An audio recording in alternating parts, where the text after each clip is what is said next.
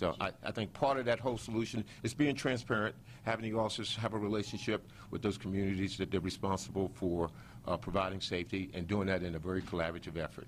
Yes, ma'am. Chief, yesterday you talked about that the officers gave some commands before they fired the shots. Can you go over the sequence of events with that? Yeah, you know, again, I did talk about that, but given the fact that this is now in the hands of the district attorney, I'm actually very reluctant to continue that conversation, because at the request of the district attorney, once they get the investigation, they're asking me and members of our department to really kind of be very cautious on what we say, because they don't want that by any stretch of the imagination to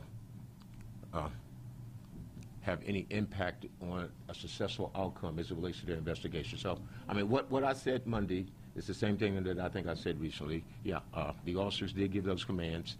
Preliminarily, what was reported to me, and remember, I told you preliminarily what was reported to me, that the officers gave the command for the individuals to get out of the vehicle, which obviously they didn't, which eventually parlayed into the incident that you all are very much aware of. Where were they? Yes, ma'am.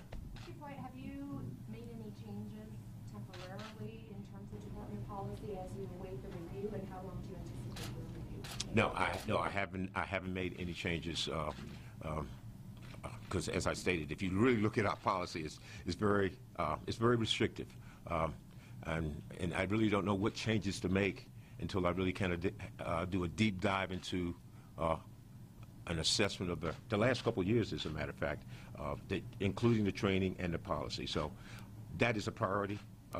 That started on Monday, as a matter of fact. The day of the event, I directed, at the direction of the executive director, I directed my staff to start collecting that data so we can do that analysis. How long do you I suspect within a month at the latest, we should come to some conclusion as it relates to what we're doing, why we're doing it. Is there ways that we can do it to mitigate these incidents from occurring, and implementing, if so, is that's in fact implementing whatever those ways are. Chief, you've addressed Yes, sir. this before.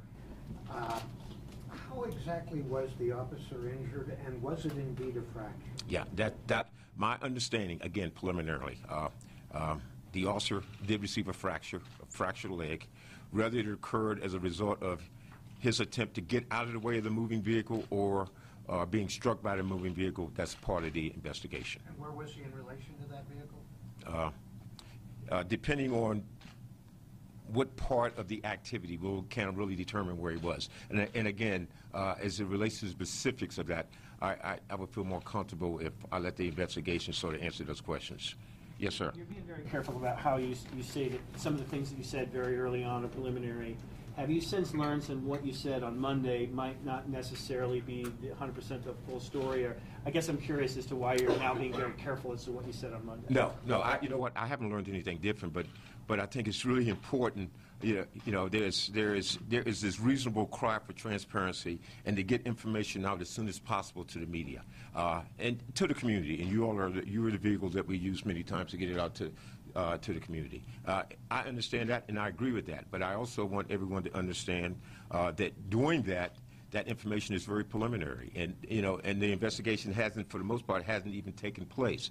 And sometimes during the course of the investigation, some of the information that we share initially changes. But I have no reason or any information to lead me to believe that it's changed from what I had stated on Monday. Chief? Yes. On the transparency theme, right now you're restricted because of the DA, but when he finishes, how soon will you release the case file to us? I am, well, you understand, part of that is the DA. So, and I certainly don't want to speak for the DA. But anything as relates to the Denver Police Department, provided that it is not impeding some lawsuit or some criminal activity, I gladly release that information. Chief, could you elaborate a little bit? You said repeatedly that the current policy is restrictive in talking to the public. What do you mean by in a nutshell, we don't pursue stolen vehicles. That's pretty clear. As it relates to shooting in vehicles, our officers are directed that we do not shoot into moving vehicles unless their life or someone else's life is in immediate danger. And I will tell you, even if they're in harm's way for that particular time, if there's any way that they can remove themselves from that dangerous situation, they have a responsibility to do that.